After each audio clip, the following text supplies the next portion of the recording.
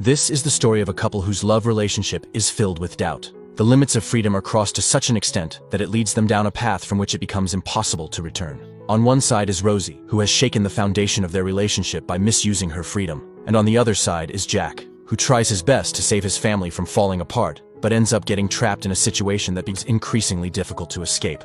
The story begins by showing a man named Jack cycling through a forest on his way home. When he arrives, he sees his beautiful wife, Rosie, sitting on the stairs, staring at him intently. Jack asks her what's wrong, but Rosie simply gives him a faint smile and walks away to her room without saying a word. Later, Jack and Rosie leave their daughter Trixie with a babysitter as they prepare to attend a party. Rosie starts getting ready for the evening, and Jack lovingly helps her put on her shoes. Watching this moment, it seems as if there is deep love between the two, but the reality of their relationship is far more complicated, something that will soon unfold. Jack and Rosie reach the party looking elegant. Many of their friends are already there, enjoying the evening. Everything seems normal until a young man named John arrives at the party. When Rosie sees John, she greets him warmly and immediately walks over to him. Jack notices this, but stays silent. Rosie then takes John outside the party to a secluded spot, and the two begin kissing passionately. Jack watches this entire scene from a window, but chooses to walk away without confronting them. He is already aware of his wife's extramarital affairs and has silently endured them for some time. Later, Jack's friend, Mary, talks to him about it and asks, "You know everything, so why are you still holding on to this relationship?" Jack responds calmly, "Rosie can do whatever she wants in her life. I don't have any objection. If I wanted, I could end this relationship and she knows that. But I love her deeply and don't want to break up our family. I believe that one day, Rosie will understand my love." After this, jabs a drink from the bartender and heads to a private room. Shortly after, John follows him there and with an air of arrogance says, "I want to thank you for your hospitality. It's truly impressive. Most husbands would get jealous seeing their wives with someone else, but you're extraordinary." Jack remains composed and calmly responds, "Have you ever heard of Martin? He disappeared some time ago. He was a good friend of Rosie, just like you. He used to follow her around constantly, and one day I got so angry that I killed him. Nobody has found his body to this day." John, startled by Jack's words, looks visibly shaken but tries to compose himself. "You must be joking," he says nervously. Jack replies with a cryptic tone, "That depends on how you choose to take it."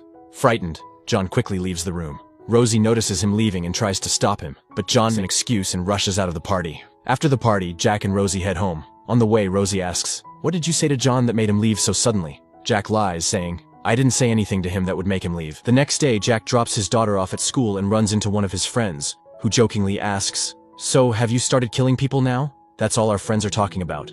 Jack laughs and responds, "John must have spread this. I was just joking with him, but he got really scared."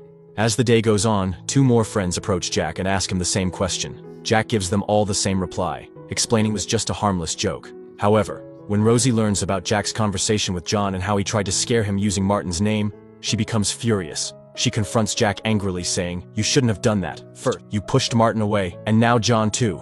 Jack tries to explain, "I was just joking with him. It wasn't serious." But Rosie refuses to accept his explanation and declares, "Tonight, I'm inviting John over for dinner. You'll have to apologize to him." Then we see that John comes to Jack and Rosie's house for dinner. Everyone sits together and starts having dinner.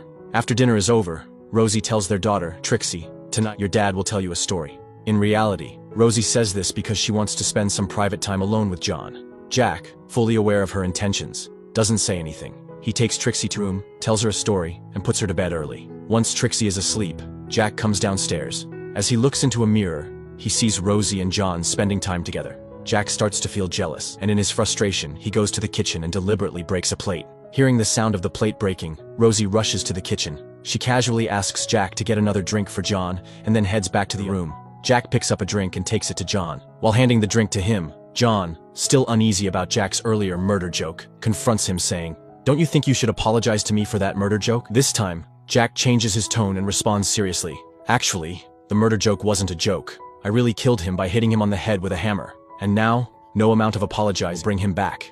Hearing this, John becomes terrified, and he quickly leaves the house. But the question remains, was Jack telling the truth about the murder, or was this just another way to scare John? This mystery will be revealed soon.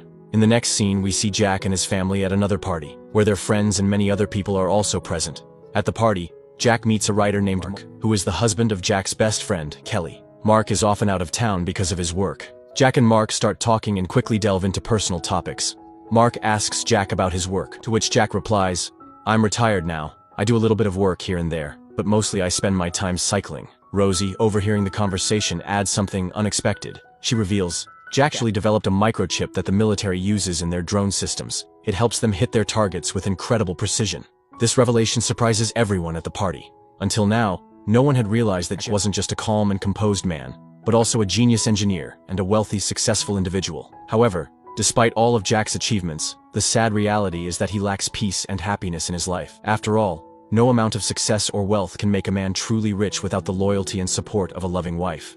As the party goes on, everyone seems to enjoy themselves. Jack even shares a lighthearted moment dancing with his best friend, Kelly. But seeing Jack dance with Kelly makes Rosie jealous, which is ironic considering her behavior. The story then shifts to a scene from a few days later, where Trixie's school friends are dancing together, guided by their teachers. While watching the kids play, Jack receives a call from his bank. The bank informs him that Rosie recently transferred $3,000 to another account. Curious and concerned, Jack asks for more details. He learns that the money was transferred to a bank account under the name Charlie. After hearing from the bank that Rosie's money has been transferred to a boy who plays piano, Jack quickly pieces it all together. He realizes that Rosie has found a new boyfriend since John left her. Determined to find out more about this boy, Jack starts looking for him.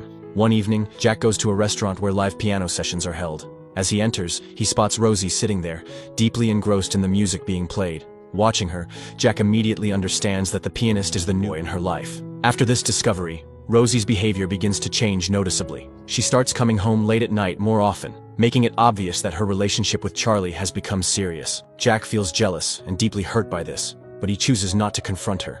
Then one night, Rosie doesn't come home at all. The next morning, when she finally returns, Jack loses his patience. Angry and frustrated, he demands, "Where were you all night?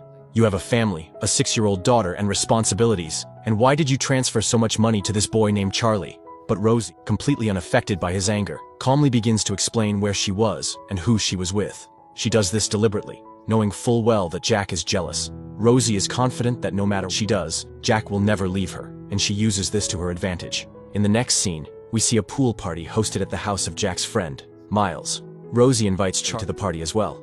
As soon as Charlie arrives, Rosie becomes glued to him, openly showing affection. She introduces him to everyone at the party, and Charlie starts playing the piano. The guests, including Rosie, become excited and start dancing to his music. Jack, however, is visibly uncomfortable with everything, but despite his feelings, he keeps quiet. Later, Rosie introduces Charlie to Jack as her new friend. Jack, trying to maintain his composure, talks to Charlie briefly before walking away. That night, Jack looks around for Rosie inside the house. As he searches, he spots Rosie secretly leaving a room. It becomes clear to Jack what Rosie and Charlie had been doing inside. Later, Jack sees Rosie and Charlie in the pool, bathing and laughing together with the other guests. But their behavior towards each other is far too intimate, making Jack's anger boil inside him. Yet again, he suppresses his feelings and keeps silent. Suddenly, it begins to rain heavily, and the guests all rush inside one by one. Jack is last to enter the house. Inside, everyone gathers in the kitchen, preparing food and enjoying themselves. A little while later, Rosie steps out to look for Charlie. Moments later, her terrified scream echoes the house. Everyone rushes outside to find Rosie standing by the pool, staring at Charlie's lifeless body floating in the water. Panicking, the guests pull Charlie out of the pool and try to revive him with CPR, but their efforts are in vain. Charlie is already dead. The police arrive shortly after to investigate the incident. As the officers begin questioning everyone, Rosie, furious and emotional, accuses Jack of killing Charlie. She yells, "It's him! Jack killed Charlie." The other guests intervene, trying to calm Rosie down. They tell the police, the relationship between Jack and Rosie hasn't been goodly, and she's just saying this in anger. When it started raining, Jack came inside with the rest of us. He couldn't have done this. Since there's no evidence or witnesses against Jack, the police take him aside for questioning in another room. After a brief interrogation, they find no reason to hold him and let him go. But this incident drives an even deeper wedge between Jack and Rosie. Rosie becomes more distant, and the tension between them escalates. A few days later, we see Jack cycling alone. As he rides, memories of the night Charlie died flood his mind. It is revealed that Jack indeed killed Charlie by drowning him in the pool. Consumed by jealousy and anger, Jack had taken this extreme step. His thoughts spiral as he imagines what Rosie and Charlie might have been doing alone that night. He has cleverly eliminated Rosie's lovers one by one, ensuring no one discovers his dark side. In the next scene, we see Jack dropping Trixie off at school. As he leaves the school, Jack's friend Kelly arrives and meets him. She hesitates at first but eventually says, "I don't know if I should tell you this, but Rosie came to our house the other day. She and my husband Mark have hired a private detective to follow you. After Charlie's death, she started suspecting you." Jack's expression remains calm, but it's clear he is furious inside. Later, he invites Mark and Kelly to dinner at his house. During the evening, he takes Mark to another room where he keeps his collection of snails. As they talk, Jack calmly yet threateningly tells him, "Stop letting Rosie manipulate you into putting detectives on me. You were there that night, Mark. Do you really think I killed Charlie?" Mark doesn't give a direct answer, but his silence speaks volumes. Jack knows that Mark isn't going to let this matter rest easily. Mark is a writer, and his interest in Jack's personal life is more than just casual curiosity. He's fascinated by the drama and tension, and sees this as the perfect opportunity to write a sensational crime story based on Jack's life. The story moves forward, and one day, Jack learns that Rose has found another new boyfriend, Tony, a college friend of hers. Jack starts noticing that they are spending more time together and growing closer. One day, Tony comes over to their house to meet Rosie. Jack is home as well, and immediately picks up on the situation. They all sit down for dinner together, but Jack can't stop observing Tony and Rosie's behavior. After dinner, Tony seizes an opportunity and sneaks into Rosie's room, where they start getting romantic. Jack, as usual, is secretly watching everything. This time, however, Rosie catches Jack watching them, creating an awkward and tense moment between them. The next day, Jack follows Tony in his car. Jack drives up to Tony and casually says, "Hey, Rosie's been trying to reach you. She might have something important to talk about. Come with me, I'll drop you off." Tony, unsuspecting, gets Jack's car. But instead of taking him to Rosie, Jack drives to a secluded area deep in the forest where no one else is around. Once they arrive, Tony steps out of the car and asks, "What are we doing here?" Without responding, Jack picks up a stone and strikes Tony on the head. Before Tony can react or defend himself, Jack grabs a larger stone and hits him again. Tony loses his balance, stumbles into a ditch, dies instantly. Jack climbs down into the ditch to ensure Tony is truly dead. After confirming, he ties heavy stones to Tony's body. While doing this, Jack finds Tony's wallet, which he keeps for himself. He drags Tony's body to the river, submerges it, and ensures it sinks out of sight. Satisfied that no one will find the body, Jack leaves the area. The next morning, Rosie and Trixie are preparing for a picnic. When Jack comes home, Rosie asks, "Would you like to join us?" Jack agrees, pretending to be excited, and asks, "Where are we headed?" Trixie enthusiastically replies, "We're going to the forest nearby." Jack's heart skips a beat. This is the same forest where he disposed of Tony's body. In the next scene, we see Jack, Rosie, and Trixie at the forest picnic spot.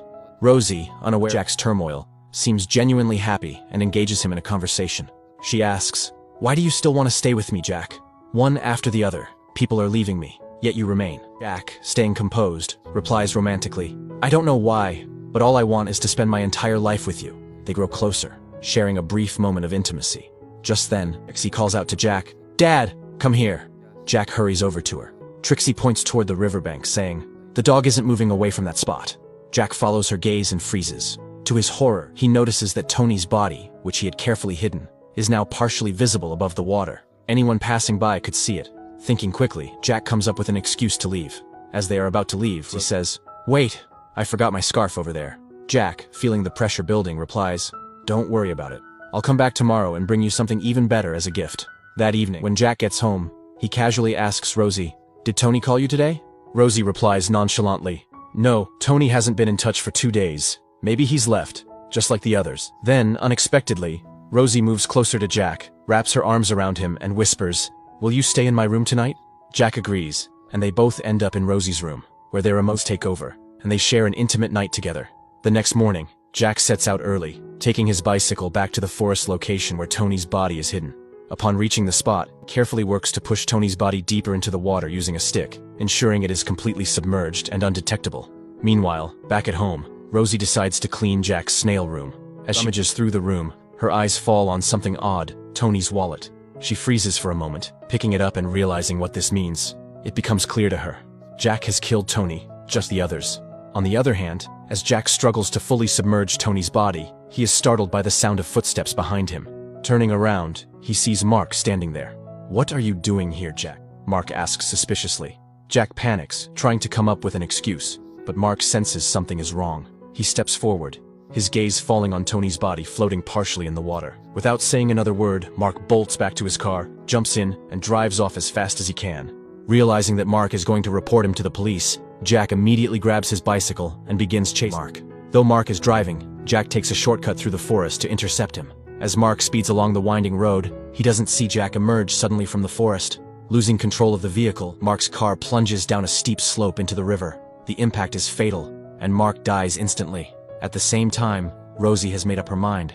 After discovering Tony's wallet and piecing everything together, she decides it's time to leave Jack for good.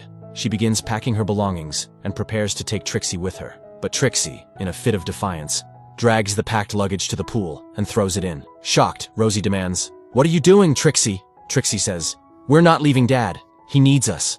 Hearing this, Rosie realizes that leaving Jack would shatter their family completely, and, in some way, she feels responsible for the chaos that has unfolded. To protect Jack further, she takes Tony's wallet and burns it, ensuring it cannot be used as evidence.